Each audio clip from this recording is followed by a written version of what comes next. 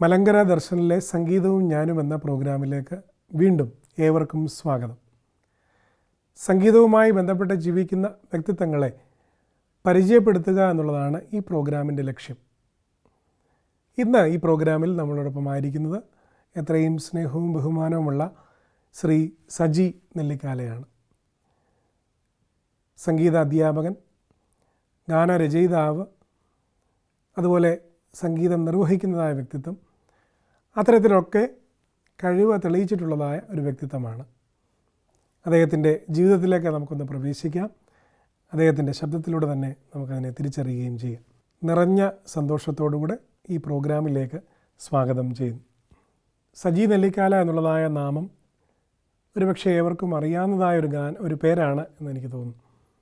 പ്രത്യേകിച്ച് സംഗീതവുമായി ബന്ധപ്പെട്ട് തന്നെയാണ് അത് അറിയപ്പെടുന്നത്.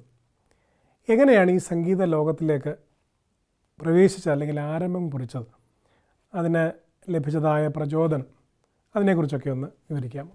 ശരിക്കും ഒഫീഷ്യൽ നെയിം സജി ഡേവിഡ് എന്നാണ്. നെല്ലിക്കാലയിലാണ് ജനിച്ചു വളർന്നത്. ആ ദേശത്തെ ചൊല്ലി സജി നെല്ലിക്കാല എന്ന് അറിയപ്പെടുന്നു. ഏകദേശം ഒരു 8ാം ക്ലാസ്സിൽ പഠിക്കുന്ന സമയത്ത് ആണ് ഞാനൊരു മദ്യനിരോധന മീറ്റിങ്ങിൽ പങ്കെടുക്കുവാനായിട്ട് ബാലജന സഖ്യത്തിൻ്റെ നേതൃത്വത്തിൽ എന്നെ ഒരാൾ വിളിച്ചു. അപ്പോൾ അതിൽ എൻ്റെ റാലിയിൽ പങ്കെടുത്തതിന് ശേഷം ഒരു പാട്ട് ആ സ്റ്റേജിൽ പാടുവാനായിട്ട് എന്നോട് പറഞ്ഞു.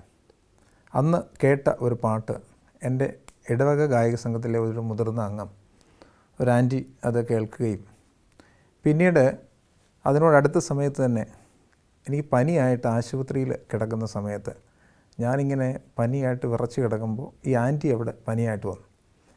അപ്പോൾ ഈ ആൻറ്റി എന്നെ കാണുകയും അന്നത്തെ കാര്യം ഓർക്കുകയും എൻ്റെ ഫാദറിനെ വിളിച്ച് ഈ കാര്യം പറയുകയും അങ്ങനെ എന്നെ ഗായക സംഘത്തിൽ ഉൾപ്പെടുത്തണമെന്ന് പറഞ്ഞു. അങ്ങനെ നെല്ലിക്കാല മാർത്തോമ ചർച്ച് ഗായക സംഘത്തിൻ്റെ അംഗമാകാൻ സാധിച്ചതിന് ശേഷം അതിൽ കൂടെ എനിക്ക് പാട്ടുകൾ പഠിക്കുവാനും വളരുവാനും മാർത്തോമ സഭയുമായിട്ടുള്ള വലിയ ബന്ധത്തിലേക്ക് വരുവാനും ഞാൻ ഇന്ന് എത്തപ്പെട്ട് നിൽക്കുന്ന ആ സാഹചര്യത്തിലേക്ക് വരാനുണ്ട് സാഹചര്യം അങ്ങനെയാണ് ഉടലെടുത്തത്. ഏതൊരു സംഗീതജ്ഞരും പറയാറുള്ളതായ ഒരു കാര്യമാണ് ഇടവകകളിലെ, പള്ളികളിലെ ഗായക സംഘാംഗമായി അല്ലെങ്കിൽ അത്തരത്തിലൂടെയാണ് ഒരു വലിയ സഹായമായിട്ട് തീർന്നതെന്നും പ്രചോദനമായിട്ട് തീർന്നതെന്നും. അങ്ങനെയെങ്കിൽ ഇപ്പോൾ പറയുകയുണ്ടായി, ആദ്യമായിട്ട് ഗായക സംഘത്തിൽ, പള്ളിയിലെ ഗായക സംഘത്തിൽ പ്രവേശനം ലഭിച്ചുവെന്ന്. എങ്ങനെയാണ് ഈ ഗായക സംഘം സംഗീതമെന്ന ഈ കലയെ അല്ലെങ്കിൽ അതിലേക്ക് പ്രവേശിക്കുവാനായിട്ട് സ്വാധീനിച്ചത്? എൻ്റെ വീട്ടിൽ എൻ്റെ ഒരു ചെറിയ സാധാരണ ഒരു കുടുംബമാണ്. 5 മക്കളും അപ്പനും അമ്മയും അടങ്ങുന്ന ഒരു കുടുംബമായിരുന്നു. അപ്പോൾ എൻ്റെ വീട്ടിൽ മുമ്പ് ഈ ടേപ്പ് റെക്കോർഡർ എന്ന് പറയുന്ന സംഭവം ഇല്ലായിരുന്നു. അപ്പോൾ പാട്ടുകൾ എനിക്ക് വളരെ ഇഷ്ടമാണ്. റേഡിയോ ഏറ്റവും അധികം കേൾക്കുന്ന ഒരാളായിരുന്നു ഞാൻ. ഏറ്റവും കൂടുതൽ ലളിത ഗാനങ്ങൾ, ലളിത സംഗീത പാഠങ്ങളൊക്കെ എഴുതി പഠിക്കുകയൊക്കെ ചെയ്യും. അതുപോലെ മാരാമൺ കൺവെൻഷൻ എന്ന് പറയുന്നത് എൻ്റെ മനസ്സിലെ ഏറ്റവും വലിയ മഹത്തായ ഒരു വലിയ സംഭവമായിട്ടായിരുന്നു ഞാൻ കണ്ടിരുന്നത്. അതിൻ്റെ മുമ്പിലൊക്കെ ഒന്ന് ഇരിക്കുമ്പോൾ ഈ മാരാമൺ കൺവെൻഷൻ്റെ പന്തലിൻ്റെ മുമ്പിൽ ഒന്ന് ഇരിക്കാൻ ആഗ്രഹിച്ചിട്ടുണ്ട്. വീണ്ടും വളർന്നു വന്നപ്പോഴത്തേക്കിന് അതിൻ്റെ ഗായക സംഘത്തെ ഒന്ന് കാണുവാനായിട്ട് ആഗ്രഹിച്ചിട്ടുണ്ട്. അതിൽ നിന്നൊക്കെ ദൈവം തമ്പുരാൻ അതിൻ്റെ ഗായക സംഘത്തിൻ്റെ വർഷങ്ങളോളം അതിൻ്റെ അംഗമാക്കുകയും അതിൻ്റെ ആൽബത്തിൽ CD-യിലൊക്കെ പാടുവാനൊക്കെ ഉള്ള അനുഗ്രഹം എനിക്ക് ലഭിച്ചു. അപ്പോൾ ഈ ഗായക സംഘം എന്ന് പറയുന്നതിൻ്റെയൊക്കെ ഉറവിടം എന്ന് പറയുന്നത് ഈ വക ഗായക സംഘങ്ങളെയൊക്കെ കണ്ടിട്ട് മനസ്സിലുണ്ടാകുന്ന ഒരു പ്രേരണയാണ് ഗായക സംഘം എന്ന് പറഞ്ഞ് ഇപ്പോഴും നിറഞ്ഞു നിൽക്കുന്ന വലിയൊരു ഇഷ്ടപ്പെട്ട അനുഭവം എന്ന് പറയുന്നത്.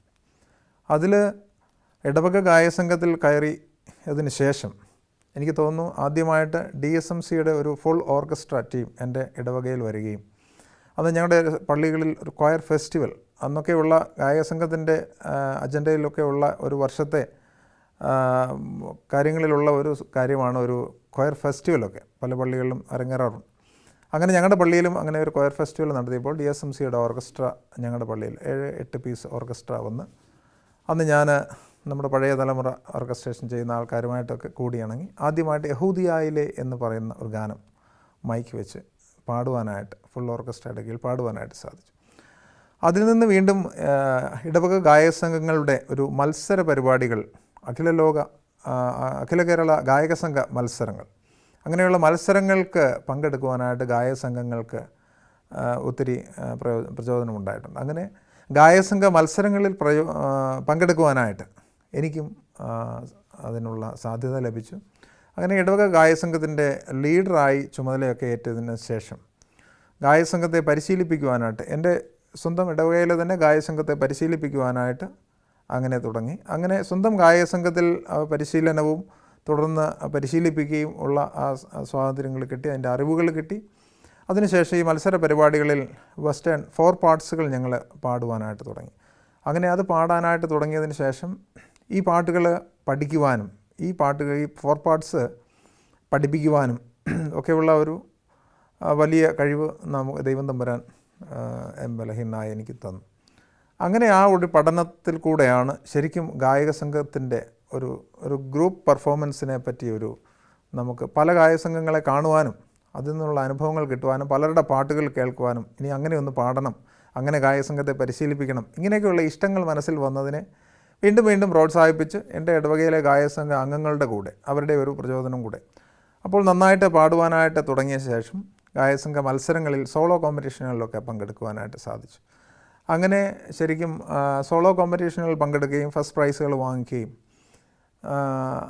ആ ഒരു തരത്തിൽ ശരിക്കും പറഞ്ഞാൽ എന്നെ ഇടവകകൾ അറിയപ്പെടുകയും അങ്ങനെ ശരിക്കും പറഞ്ഞാൽ ഒരു പുറത്തോട്ട് മറ്റുള്ള ആളുകളെ കാണുവാനും അനേക ദേശങ്ങളിൽ കേരളത്തിനകത്തും പുറത്തുമായിട്ട് അനേക പ്രോഗ്രാമുകൾ ചെയ്യുവാനും പാടുവാനും പോകുവാനും ഒക്കെ ഈ കാര്യങ്ങൾ കൊണ്ട് സാധിച്ചു. ഇത് ഗായക സംഘത്തിൻ്റെ ഒരു പ്രവേശനം മൂലം അതിൽ പങ്കെടുത്തതിൻ്റെ ഒരു വലിയ അനുഭവം മൂലം ഉണ്ടായതുള്ളതാണ്. പലയിടങ്ങളിലും സംഗീതം പഠിപ്പിക്കുവാനായിട്ട് ഭവനങ്ങളിലൊക്കെ പോയി പഠിപ്പിക്കുന്ന ഒരു ക്രമീകരണം ചെയ്യുന്നുണ്ട്. വോക്കലും അതോടൊപ്പം തന്നെ സംഗീത ഉപകരണങ്ങൾ ഇൻസ്ട്രുമെൻസും പഠിപ്പിക്കുന്നുണ്ട് എന്ന് പറഞ്ഞു. അപ്പോൾ അതിനെക്കുറിച്ചൊക്കെ എങ്ങനെയാണ് വീടുകളിലെത്തുന്നത്, അവരെങ്ങനെയാണ് ഇത് പരിചയപ്പെടുന്നത്, ഇൻസ്ട്രുമെൻറ്റ്സ് ഏതൊക്കെയാണ് പഠിപ്പിക്കുവാനായിട്ട് ശ്രമിക്കുന്നത്? ഞാൻ മെയിനായിട്ട് പഠിപ്പിക്കുന്നത് കർണാടക സംഗീതം, കീബോർഡ്, ഗിറ്റാർ, വയലിൻ ഇവ പഠിപ്പിക്കുന്നുണ്ട്. ഇത് സാധാരണ ചെയ്യുന്നത് കോമൺ ആയിട്ടുള്ള എനിക്കൊരു മ്യൂസിക് സ്കൂളുണ്ടാണ്, സിംഫണി മ്യൂസിക് സ്കൂൾ എന്ന ഒരു സ്ഥാപനം ഉണ്ടായിരുന്നു. ഏകദേശം 5 വർഷത്തോളം ഞാനത് നെല്ലിക്കാലായിൽ അത് ചെയ്തു. അതിനുശേഷം ഈ കുട്ടികളുടെ വരാനുള്ള സൗകര്യങ്ങളുടെ ഒരു പ്രശ്നം ഉണ്ട്. അപ്പോൾ അങ്ങനെ ഒരു കാര്യം വന്നപ്പോൾ ഞാൻ നേരത്തെ തൊട്ടേ ഞാനിതുപോലെ വീടുകളിൽ ചെന്ന് ക്ലാസ് എടുക്കുന്ന ഒരു പതിവ്, പലർക്കും ദൂരത്തിൽ നിന്ന് വരാനായിട്ട് സാധിക്കാതിരിക്കുമ്പോൾ അവരുടെ വീടുകളിൽ ചെന്ന് അവരുടെ സമയത്തിനനുസരിച്ച് ക്ലാസ്സുകൾ എടുക്കുക, ആ ഒരു ശൈലി തുടർന്നു. അപ്പോൾ ഈ ശരിക്കും പറഞ്ഞാൽ ഇപ്പോൾ പലർക്കും ലഭിക്കാത്ത, പോയി ഒന്ന് പഠിക്കാനായിട്ട് സാധിക്കാതെ ഇത് പഠിക്കണമെന്ന് ആഗ്രഹമുള്ള അനേകം ആളുകളുണ്ട്. അങ്ങനെയുള്ള ആളുകളെ നമ്മൾ അവരുടെ വീട്ടിൽ ചെന്ന്, അത് ദൂരമൊന്നും നോക്കാറില്ല, എനിക്ക് തോന്നുന്നു ഏകദേശം ഒരു 50 കിലോമീറ്റർ ദൂരത്തിലോളം ഞാൻ യാത്ര ചെയ്ത് പോയി പഠിപ്പിക്കുന്ന ഇടങ്ങളുണ്ട്. അത് ബൈക്കിലും കാറിലുമായിട്ട് പോയി പഠിപ്പിക്കും. അപ്പോൾ ഒരു ഇൻഡിവിജ്വൽ ക്ലാസ്സിൻ്റെ ഞാൻ കണ്ടെത്തിയ ഒരു വലിയ ഗുണമെന്ന് പറയുന്നത്, ഇൻഡിവിജ്വലായിട്ട് നമുക്ക് ക്ലാസ്സുകൾ എടുക്കുമ്പോൾ ഒരാളിൻ്റെ കഴിവിൽ നിന്നുകൊണ്ട് അദ്ദേഹത്തിനെ വളർത്തിയെടുക്കാനായിട്ട് പറ്റും. ഇപ്പോൾ 10 പേരിരുന്ന് എടുക്കുന്ന ഒരു ക്ലാസ്സുകളിൽ 10 പേർക്ക് ഒരു 8 മെൻ്റൽ പവർ ആയിരിക്കും ഉള്ളത്. അപ്പോൾ 8 മെൻ്റൽ പവറിൽ നിന്നുകൊണ്ട് നമ്മൾ ഒരേ രീതിയിൽ ക്ലാസ് എടുക്കുമ്പോൾ ചിലർക്ക് അത് ഗ്രഹിക്കണമെന്നില്ല. അതുകൊണ്ട് ഓരോ ആളുകൾക്ക് നമ്മൾ പേഴ്സണൽ ക്ലാസ്സുകൾ എടുക്കുമ്പോൾ അദ്ദേഹത്തിൻ്റെ കഴിവിൽ നിന്നുകൊണ്ട് അദ്ദേഹത്തെ വളർത്തിയെടുക്കുവാനായിട്ട് പറ്റും. അങ്ങനെയുള്ള ക്ലാസ്സുകൾ എനിക്ക് വളരെ പ്രയോജനം ചെയ്യുന്നുണ്ട്. ഏകദേശം ഒരു 2 വർഷത്തെ പഠനം കൊണ്ട് ഒരു നന്നായിട്ട് പാട്ട് വായിക്കുന്ന, ഒരു ഇൻസ്ട്രുമെൻ്റൽ, ഒരു കീബോർഡിലൊക്കെ നല്ലതായിട്ട് പാട്ട് വായിക്കുന്ന തരത്തിൽ അതിനെ സൃഷ്ടിച്ച് കൊണ്ടുവരാനായിട്ട് സാധിച്ചിട്ടുണ്ട്. അപ്പോൾ ഇത് നല്ലതായിട്ട് പഠിച്ചു കഴിയുമ്പോൾ ഒരാൾ ചിലപ്പോൾ ചോദിക്കും, ഇത് എവിടെ നിന്ന് പഠിച്ചു എന്ന് ചോദിക്കുമ്പോൾ ആളുകൾ പറയും, ഇന്നടുത്ത് സജി നെല്ലിക്കാല എന്ന് പറയുന്ന ആൾ പഠിപ്പിച്ചതാണ്. അപ്പോൾ അടുത്ത ഫോൺ നമ്പർ അവർക്ക് കൊടുക്കും, അവരെന്നെ വിളിക്കും. അപ്പോൾ ഞാൻ അവരുമായിട്ട് കണക്ട് ചെയ്തതിന് ശേഷം അവരുടെ വീടുകളിൽ ചെല്ലും, അവരുടെ കഴിവുകളിനെ നമ്മളൊന്ന് മനസ്സിലാക്കും. അങ്ങനെയാണ് ഈ ക്ലാസ്സുകളെ നമ്മൾ മുൻപോട്ട് കൊണ്ടുപോകാനായിട്ട് സാധിക്കുന്നതും അതിൻ്റെ ഒരു വിജയം കൈവരിക്കുവാനായിട്ട് സാധിക്കുന്നത്. ആദ്യമായിട്ട് കമ്പോസ് ചെയ്ത പാട്ട് ഏതാണെന്ന് ഓർക്കുന്നുണ്ടോ? മറ്റൊന്ന്, പാട്ടുകൾ കമ്പോസ് ചെയ്യുന്ന സമയത്ത് ആദ്യം പാട്ട് എഴുതിയതിന് ശേഷമാണോ അതിന് സംഗീതം നൽകുന്നത്, അതോ സംഗീതം നൽകിയതിന് ശേഷമാണോ എഴുതുന്നത്, അല്ലെങ്കിൽ മറ്റാരുടെയെങ്കിലും വരികൾക്ക് സംഗീതം നൽകിയിട്ടുണ്ടോ? അത്തരത്തിലോ അതിനെക്കുറിച്ചൊന്ന് പറയാം. ശരിയാണ്, പാട്ടുകൾ എഴുതാറുണ്ട്, സംഗീതം ചെയ്യാറുണ്ട്, മറ്റുള്ളവരുടെ പാട്ടുകൾ സംഗീതം ചെയ്യാറുണ്ട്, സ്വന്തമായിട്ട് എഴുതി സംഗീതം ചെയ്യാറുണ്ട്. അതിലൊക്കെ ഞാൻ ശരിക്കും ആദ്യമായിട്ട് എഴുതിയത്, കൂടുതലും എഴുതിയത് ക്രിസ്തീയ ഗാനങ്ങൾ തന്നെയാണ് ആദ്യമായിട്ട് എഴുതിയത് തന്നെ. അത് ശരിക്കും പറഞ്ഞാൽ എൻ്റെ പള്ളിയിൽ ഈ ഗായക സംഘത്തെ പരിശീലിപ്പിക്കുവാനായിട്ട് ഒരിക്കലും ഒരു ക്വയർ ഫെസ്റ്റിവൽ വന്നപ്പോൾ പാട്ടുകളുടെ എണ്ണം നമുക്ക് തിരഞ്ഞെടുക്കാൻ ഇന്ന് ഉള്ളതുപോലെ യൂട്യൂബിലോ അങ്ങനെയുള്ള ഒരു നെറ്റ്വർക്കിലുമായിട്ട് ബന്ധപ്പെട്ടൊരു പാട്ടുകൾ എടുക്കാനുള്ള സാധ്യതകളൊന്നും അന്ന് ഇല്ലായിരുന്നു. അപ്പോൾ അന്നേ ചെയ്തു തുടങ്ങിയ ഒരു പരിപാടിയാണ് ഇതുപോലെ ചെറിയ ചെറിയ പാട്ടുകൾ ഇങ്ങനെ എഴുതി അതിനെ സംഗീതം കൊടുത്ത് ചെറിയ സംഗീതങ്ങളൊക്കെ കൊടുത്ത് അത് പുറത്ത് വന്നു. അങ്ങനെ നല്ലതെന്ന് തോന്നി ആളുകൾ പ്രോത്സാഹിപ്പിക്കാൻ തുടങ്ങിയപ്പോഴത്തേക്കിന് വീണ്ടും എഴുതുവാനായിട്ട് തുടങ്ങി. അങ്ങനെ ഞാൻ VBSുമായിട്ട് ബന്ധപ്പെട്ടൊക്കെ പാട്ടുകൾ എഴുതി, നമ്മുടെ കേരള യുണൈറ്റഡ് VBSന് വേണ്ടിയൊക്കെ പാട്ടുകൾ എഴുതി കൊടുത്തിട്ടുണ്ട്. അപ്പോൾ അങ്ങനെ പാട്ടുകൾ അതിൽ നിന്നും എഴുതി അവിടെ നിന്നൊരു പ്രചോദനമായിരുന്നു, അങ്ങനെ എഴുതാനായിട്ടുണ്ടായ പ്രചോദനം. യേശു നായക നിൻ സന്നിധിയിൽ വരുന്നു, കുറവൊന്നും ഓർക്കാതെ നീ എന്നെ കരങ്ങളിൽ കാത്തിടണേ എന്ന VBSന് എഴുതിയ ഒരു സമർപ്പണ ഗാനമുണ്ടായിരുന്നു. പിന്നെ ഞാൻ എൻ്റെ എഴുത്തിൻ്റെ ഇതിലെന്ന് പറയുമ്പോൾ ജനറലി ഉള്ള പാട്ടുകളും കമ്പോസ് ചെയ്യാറുണ്ടായിരുന്നു. അതായത് ലളിതഗാനങ്ങൾ, സംഘഗാനങ്ങൾ, സ്വാതന്ത്ര്യദിന ഗീതങ്ങൾ, ഓണപ്പാട്ടുകൾ, അങ്ങനെ പാട്ടുകൾ എഴുതാറുണ്ടായിരുന്നു. എന്നാൽ കൂടുതലും ക്രിസ്മസിന് വേണ്ടിയുള്ള പാട്ടുകളാണ് കൂടുതലും തയ്യാറാക്കുവാനായിട്ട് ഇടയായത്. അതായിരുന്നു ഏറ്റവും കൂടുതൽ ആവശ്യങ്ങൾ ഉണ്ടായിരുന്നത്. ക്രിസ്മസ് കാലയളവിൽ ഏകദേശം 6-7 ഗായക സംഘങ്ങളെ പഠിപ്പിക്കുന്ന ഒരു രീതികൾ ഉണ്ടായിരുന്നു. അങ്ങനെയുള്ള അവസരങ്ങൾ ലഭിച്ചു. അങ്ങനെ ഈ ഗായക സംഘങ്ങളെ പഠിപ്പിക്കുവാനായിട്ട് പോകുമ്പോൾ മറ്റുള്ള ആളുകളുടെ പാട്ടുകളെ തിരഞ്ഞെടുത്ത് കൂടുതലും പഠിപ്പിക്കുന്നതിൽ ഉപരി സ്വന്തമായിട്ട് ചില വരികൾ എഴുതി അതിന് ഈണം കൊടുത്ത് പഠിപ്പിക്കുന്ന ഒരു രീതിയും എനിക്ക് ഉണ്ടായിരുന്നു. അങ്ങനെ അത് എഴുതിയതിന് ശേഷം ചിലപ്പോൾ എഴുതുമ്പോൾ തന്നെ അതിൻ്റെ ഈണം ഓട്ടോമാറ്റിക്കായിട്ട് മനസ്സിൽ വരുന്നു. അങ്ങനെ വരുന്നത് ചില മിനിറ്റുകൾ കൊണ്ട് ആ പാട്ടുകൾ തീരും. പിന്നെ പാട്ടുകൾ ചില അനുഭവങ്ങളിൽ നിന്ന് നമ്മൾ എഴുതി വെച്ചതിന് ശേഷം സംഗീതം കൊടുക്കുന്ന ഒരു രീതിയും ഉണ്ട്. അതിൽ ഏറ്റവും കൂടുതൽ പെട്ടെന്ന് റെഡിയായി വരുന്നതെന്ന് പറയുമ്പോൾ ഏകദേശം ഒരു ഔട്ട്ലൈൻ ഈണം മനസ്സിൽ ഏകദേശം കയറി വരും. അതിനനുസരിച്ച് നമ്മളൊരു സാഹചര്യം മനസ്സിലോർത്തിട്ട് എന്താണോ അനുഭവത്തിൻ്റെ ആ സാഹചര്യം അതിനനുസരിച്ച് അങ്ങ് എഴുതുകയാണ്. ഈ മാരാമൺ കൺവെൻഷൻ ഗായക സംഘം 100 പേരടങ്ങുന്നതായ ഗായക സംഘമാണല്ലോ. വിവിധ ഇടവകളിൽ നിന്നാണ് ഗായക സംഘങ്ങളെയൊക്കെ തിരഞ്ഞെടുക്കുന്നത്. ഗായക സംഘത്തിലൊന്ന് വന്ന് പാടുക എന്ന് പറയുന്നത് തന്നെ ഒരു വലിയ സന്തോഷകരമായ അഭിമാനകരമായ ഒരു കാര്യമാണ്. അത്തരത്തിൽ മാരാമൺ കൺവെൻഷൻ ഗായക സംഘത്തിൽ ഭാഗമായിട്ടുണ്ടോ, അല്ലെങ്കിൽ ആ ഒരു ഗായക സംഘത്തിൽ ഭാഗമായതായ സമയത്തെ മനസ്സിലുണ്ടായതായ ഒരു സന്തോഷം, അല്ലെങ്കിൽ അതിനെക്കുറിച്ചൊക്കെ ഒന്ന് പറയാം. ശരിയാണ്. ഞാൻ മാരാമൺ ഗായക സംഘത്തിൽ പാടുവാനായിട്ട് എനിക്ക് വലിയ ആഗ്രഹമായിരുന്നു എൻ്റെ മനസ്സിൽ. അപ്പോഴേ അതിന് ആദ്യമായിട്ട് ഞാനിവിടെ സെലക്ഷന് വരുമ്പോൾ അതിൻ്റെ ഒരു ഗാനമെന്ന് പറയുന്നത് എനിക്ക് തോന്നുന്നു 1992 എനിക്ക് തോന്നുന്നു, എൻ്റെ ഓർമ്മ ശരിയാണെങ്കിൽ. ഇത്രമാത്രം സ്നേഹം ചൊരിഞ്ഞിടുവാൻ എന്നിൽ എന്തു നന്മ കണ്ടു നാഥ. ഈ പാട്ടായിരുന്നു എനിക്ക് ആദ്യമായിട്ട് സെലക്ഷന് വേണ്ടി പറഞ്ഞിരുന്ന പാട്ട്. അതിൻ്റെ ചരണം പാടിയപ്പോൾ ഒരു വെള്ളിയടിച്ചു. അപ്പോൾ എനിക്ക് അന്ന് സെലക്ഷൻ കിട്ടിയില്ല. പിന്നെ ഞാനൊരു 3 വർഷം കഴിഞ്ഞിട്ടാണ് പിന്നെ സെലക്ഷൻ വരുന്നത്. അന്ന് 95 എനിക്ക് തോന്നുന്നു. 95 തുടങ്ങിയ ഗായക സംഘ അംഗം എന്നത് 2004 വരെ ഗായക സംഘത്തിലുണ്ടായിരുന്നു. അതിൽ മാരാമൺ കൺവെൻഷൻ ഗായക സംഘത്തിൻ്റെ 1ാമത്തെ റാങ്കിൽ ഒരു വർഷം എത്തുവാനായിട്ട് സാധിച്ചു. പിന്നെ ആദ്യത്തെ ഒരു 2-3 റാങ്കുകൾക്കിടയിലാണ് 2004 വരെ ഏകദേശം 6-7 വർഷക്കാലം അങ്ങനെ പോയിക്കൊണ്ടിരുന്നത്. അങ്ങനെ കാസറ്റുകളിൽ പാടുവാനായിട്ട് സാധിച്ചു. അങ്ങനെ പല പരിപാടികളിലൊക്കെ പങ്കെടുക്കുവാനായിട്ട് സാധിച്ചു. ഈ കാലഘട്ടത്തിലൊക്കെ ഒത്തിരി ഗാനങ്ങൾ പ്രസിദ്ധപ്പെടുത്താറുണ്ട്. പ്രത്യേകിച്ച് CD-യിലും യൂട്യൂബിലും ഫേസ്ബുക്കിലുമൊക്കെ അവസരങ്ങൾ ഒത്തിരിയുണ്ട്. പഴയ കാലമെന്ന് പറയുന്നത് വളരെ വിരളമാണ്. പാട്ടുകൾ ഇങ്ങനെ ഇറങ്ങുന്നതായ ആൽബങ്ങളൊക്കെ, പ്രത്യേകിച്ച് കാസറ്റുകളൊക്കെ ഇറങ്ങുന്നത് വളരെ കുറച്ചേ ഉള്ളൂ. അത്തരത്തിൽ ഏതെങ്കിലും കാസറ്റുകളിൽ പാടാനായിട്ട് അവസരം ലഭിച്ചിട്ടുണ്ടോ? അങ്ങനെ ഓർക്കുന്നതായ ഏതെങ്കിലും ഒരു പാട്ടിനെ കുറിച്ചൊന്ന് പറയാം. അതെ, ഞാൻ ഒരു 3-4 ആൽബങ്ങൾ, അതായത് സ്വന്തമായിട്ട് ഒരു 2005 യാചന എന്ന പേരിലൊരു സംഗീത ആൽബം പുറത്തിറക്കുവാനായിട്ട് സാധിച്ചു. അതിനുശേഷം അരുമനാഥൻ എന്ന് പറയുന്ന എൻ്റെ വേറൊരു സുഹൃത്തിൻ്റെ കാസറ്റാണ് അത് പ്രൊഡ്യൂസ് ചെയ്യുവാനായിട്ട്, അതിൻ്റെ കാര്യങ്ങൾ മൊത്തം ചെയ്ത് അതിൽ 3-4 പാട്ടുകൾ സംഗീതം ചെയ്യാനായിട്ട് സാധിച്ചു. ഇതിൽ യാചന എന്ന് പറയുന്ന കാസറ്റ് ഞാൻ ജോലി ചെയ്യുന്ന സമയത്ത് നല്ല തിരക്കേറുന്ന അവസരങ്ങളിൽ, ജോലിയുടെ ഭാഗമായിട്ട് നല്ല തിരക്കുള്ള സമയത്തായിരിക്കും ചിലപ്പോൾ ഒരുപക്ഷെ ഈ പാട്ടുകളൊക്കെ മനസ്സിലിങ്ങനെ വരുന്നത്. എൻ്റെ വിവാഹശേഷമാണ്. അപ്പോൾ എൻ്റെ മനസ്സിൽ വന്ന ഇങ്ങനെ ഒരു വരി ഉണ്ടായിരുന്നു: സ്തോത്രഗാനങ്ങൾ ഞങ്ങൾ പാടി വാഴ്ത്തിയിടും ആത്മനായകൻ സന്നിധിയിൽ. അങ്ങനെ തുടങ്ങുന്ന ഒരു പാട്ട്. പിന്നെ കാലമാസന്നമായി കർത്തൻ വന്നിടാറായി, അങ്ങനെ തുടങ്ങുന്ന ഒരു പാട്ട്. പിന്നെ സ്തുതികൾ ഉയരുന്നെന്നാവിൽ എന്നെ ദിനം തോറും നടത്തുന്നത് ഓർത്താൽ. അങ്ങനെ ഈ 3 പാട്ടുകൾ ആ കാസറ്റ് ആൽബത്തിന് വേണ്ടി എഴുതുകയും അത് സംഗീതം ചെയ്യുകയും അത് എനിക്ക് ഞാൻ തന്നെ പാടി അത് അനേക ആളുകൾ പുറത്തിറങ്ങി അത് കേൾക്കുവാനായിട്ട് സാധിച്ചു. പിന്നെ അരുമനാഥൻ എന്ന് പറയുന്ന ഒരു ആൽബത്തിന് എൻ്റെ എല്ലാ ചുക്കാൻ പിടിക്കുവാനായിട്ട് എല്ലാ കാര്യങ്ങളും ചെയ്യുവാനായിട്ട് സാധിച്ചു. അതിലും 2-3-4 പാട്ടുകൾ പാടുവാനായിട്ടും 2 പാട്ടുകൾ ഈണം കൊടുക്കുവാനായിട്ടും സാധിച്ചു. പിന്നെ എനിക്ക് തോന്നുന്നു തിരുമുറിപ്പാടുകൾ എന്ന് പറയുന്ന ഒരു ആൽബം, അതിൽ 2 പാട്ടുകൾ സംഗീതം ചെയ്യുവാനായിട്ട്, ഒന്ന് നമ്മുടെ ശ്രീ ബിജു നാരായണൻ അവர்களுം അഞ്ചു ജോസഫ് 2 പേരാണ് ആ പാട്ടുകൾ പാടിയത്. പിന്നെ കാഹളം എന്ന് പറയുന്ന ഒരു കാസറ്റിലേക്ക് പാടുവാനായിട്ട് സാധിച്ചു. പല പാട്ടുകളെക്കുറിച്ച് പറയുകയുണ്ടായി. അപ്പോൾ അതിൽ രണ്ടാം വരവിനെക്കുറിച്ച് പറയുന്ന കാലമാസന്നമായ എന്നുള്ള പാട്ട്, ആ പാട്ടിൻ്റെ വരികളൊന്ന് പാടി കേൾപ്പിക്കാമെങ്കിൽ. എത്ര ജനകോടികൾ ഇധരയിൽ വസിപ്പൂ, സത്യമറിഞ്ഞിടുവാൻ സൽക്രിയകൾ ചെയ്യുവാൻ,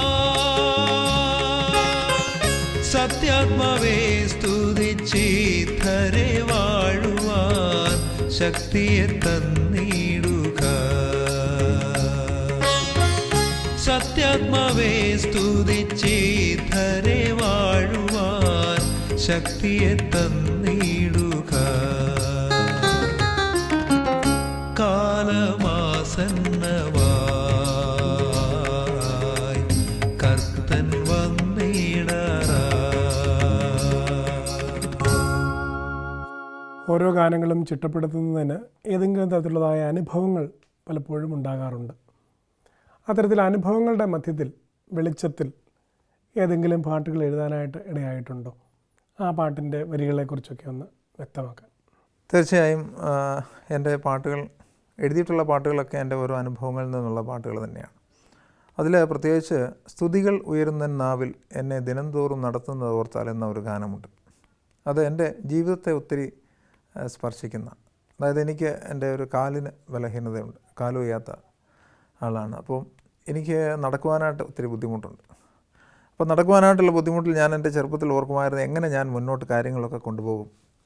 അപ്പോൾ അതിനെപ്പറ്റി എനിക്ക് വലിയൊരു ആകുലതയായിരുന്നു. അന്ന് സൈക്കിളിലൊക്കെ പോകുന്ന സമയത്ത് ഞാൻ വഴിയിലൊക്കെ ഒത്തിരി നിന്ന് കാലൊക്കെ കുഴപ്പുമ്പോൾ ഇരുട്ടിൻ്റെ മറവിൽ നിന്ന് കരഞ്ഞിട്ടുണ്ട്. അപ്പോൾ അതിൽ നിന്ന് ദൈവം തമ്പുരാൻ, ഞാൻ എപ്പോഴും വിശ്വസിക്കുന്നത് ദൈവം നമ്മളൊന്നും വിചാരിക്കുന്ന രീതിയിലല്ല. ദൈവം തമ്പുരാൻ നമ്മളെപ്പറ്റി വലിയൊരു പ്രതീക്ഷ വെച്ചിട്ടുണ്ട് നമുക്കൊക്കെയും. അപ്പോൾ അത് ജീവിതത്തിൽ ഓരോന്നോരോന്ന് ഇങ്ങനെ അനുഭവങ്ങൾ നമുക്ക് കിട്ടിക്കൊണ്ടിരിക്കുമ്പോൾ എനിക്ക് എത്ര ദൈവത്തിന് നന്ദി പറഞ്ഞാലും മാറ്റം തീരത്തില്ല അതുപോലെ. അപ്പോൾ അങ്ങനെ എനിക്ക് ഞാൻ മനസ്സിലൊക്കെ ഓർത്തോർത്ത കാര്യങ്ങൾ, എനിക്ക് ഇന്ന് വരെ ജീവിതത്തിൽ സംഭവിച്ചിട്ടുള്ളതെല്ലാം ഞാൻ മനസ്സിൽ ചെറിയ ചെറിയ ആഗ്രഹങ്ങൾ പറഞ്ഞിട്ടുള്ളതാണ്. അത് തക്ക സമയമാകുമ്പോൾ ദൈവം തമ്പുരാൻ അത് കൊണ്ടുതരും. അതിൽ വലിയ വിശ്വാസമാണ് എനിക്ക്. അപ്പോൾ ഞാൻ വിവാഹം കഴിച്ചു. വിവാഹത്തിന് ശേഷം എനിക്ക് ദൈവം തമ്പുരാൻ നൽകിയ ഓരോരോ അനുഗ്രഹങ്ങൾ മനസ്സിൽ ഓർക്കുമ്പോൾ അതിനെപ്പറ്റി ഞാൻ പെട്ടെന്ന് ഓർത്ത് എഴുതിപ്പോയതാണ്. സ്തുതികൾ ഉയരുന്ന നാവിൽ എന്നെ ദിനം തോറും നടത്തുന്നത് ഓർത്താൽ അതിയായി എൻ മനം നിറയുന്നു എൻ ആശ്രയമായവനെ നിൻ്റെ നാമം ഓർത്താൽ എന്ന് പറഞ്ഞാൽ, കർത്താവിനെ എൻ്റെ ഹൃദയത്തിൽ രക്ഷിതാവായി സ്വീകരിച്ച് ദൈവത്തിന് വേണ്ടി നിലകൊള്ളുവാൻ, ദൈവത്തിൻ്റെ പാട്ടുകൾ പാടുവാൻ ഒക്കെ ഞാൻ ഇറങ്ങിത്തിരിച്ചതിന് ശേഷമാണ് എൻ്റെ ജീവിതത്തിലുണ്ടായ അനുഗ്രഹങ്ങളെല്ലാം. അതിനുശേഷം എനിക്ക് ദൈവം തമ്പുരാൻ ഞാൻ മനസ്സിലാഗ്രഹിച്ച പോലെ എനിക്ക് ഒരു വിവാഹ ജീവിതമൊക്കെ തന്നു. അതിൽ നിന്നും ദൈവം തമ്പുരാൻ ബാക്കിയുള്ള എല്ലാ ക്രമീകരണങ്ങളും, ഇന്ന് ജീവിക്കുവാൻ ആവശ്യമുള്ള എല്ലാ സാധ്യതകളും ദൈവം തമ്പുരാൻ തന്നു. ഇന്ന് പാട്ടിൻ്റെ മേഖലയിൽ തന്നെ ഞാൻ ജീവിക്കുന്നു. ഇന്ന് അനേക കാര്യങ്ങൾ എനിക്കതുകൊണ്ട് ചെയ്യാൻ പറ്റുന്നു. അനേക ആളുകൾ എന്നെ അറിയുവാനായിട്ട് സാധിക്കുന്നു. അങ്ങനെ ദൈവം തന്ന ഉപകാരങ്ങൾ ഓർക്കുമ്പോൾ എല്ലാ ദിവസവും ദൈവത്തെ ഏറെ നേരം വാഴ്ത്തി പുകഴ്ത്തുവാൻ എനിക്ക് അതിയായ ആഗ്രഹമുണ്ട്. അങ്ങനെ എഴുതിയ പാട്ടാണ് സ്തുതികൾ ഉയരുന്ന നാവിൽ.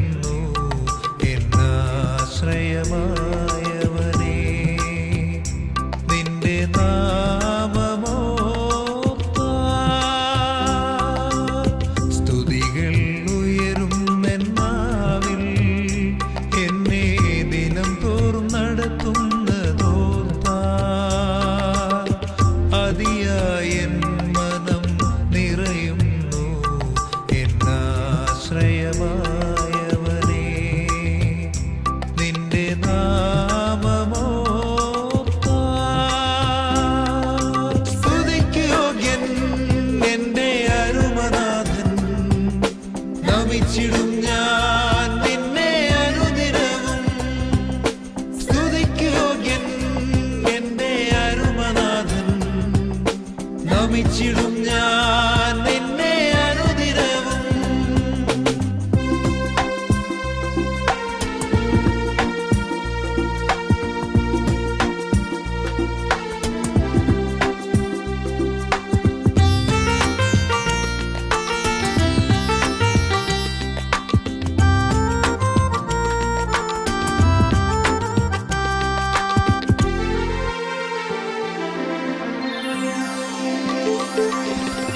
കാൽവരിയിൽ എൻ്റെ നാഥൻ ഏറ്റ വേദനയെങ്ങനെ മായ്ക്കും എൻ്റെ മനസ്സിൻ്റെ ആഴങ്ങളിൽ നിന്ന്.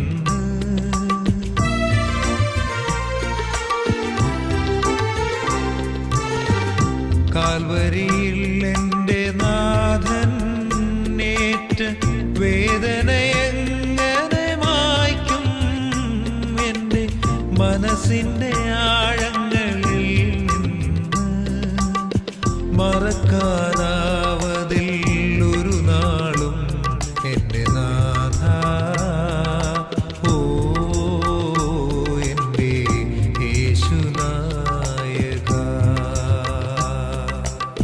മറക്കാനാവതിൽ ഒരു നാളും എൻ്റെ നാഥ, ഓ എൻ്റെ യേശുനായക. സ്തുതിക്ക് യോഗ്യൻ എൻ്റെ അരുമനാഥൻ, നമിച്ചിടും ഞാൻ നിന്നെ അനുദിനവും. സ്തുതിക്ക് യോഗ്യൻ എൻ്റെ അരുമനാഥൻ, നമിച്ചിടും ഞാൻ നിന്നെ അനുദിനവും.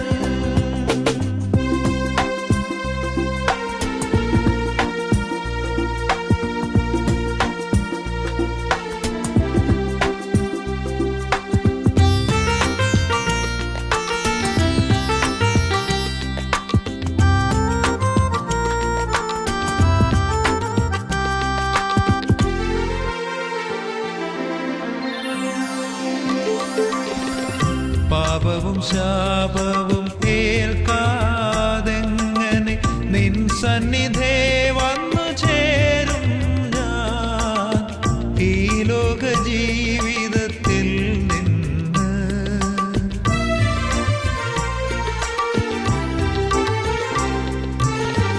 പാപവും ശാപവും ഏൽക്കാതെങ്ങനെ നിൻ സന്നിധേ വന്നു ചേരും ഈ ലോക ജീവിതത്തിൽ നിന്ന്. അതിനായി എന്നെ നീ ഒരുക്കണമേ എൻ്റെ നാഥ, ഓ എൻ്റെ യേശുനായക. അതിനായി എന്നെ നീ ഒരുക്കണമേ എൻ്റെ നാഥ, ഓ എൻ്റെ യേശുനായക. സ്തുതികൾ ഉയരുന്നെന്നാവിൽ എന്നെ ദിനം തോറും നടത്തുന്നതോർത്താൽ അതിയായ എൻ മനം നിറയുന്നു എന്നാശ്രയമായവനേ. നിന്റെ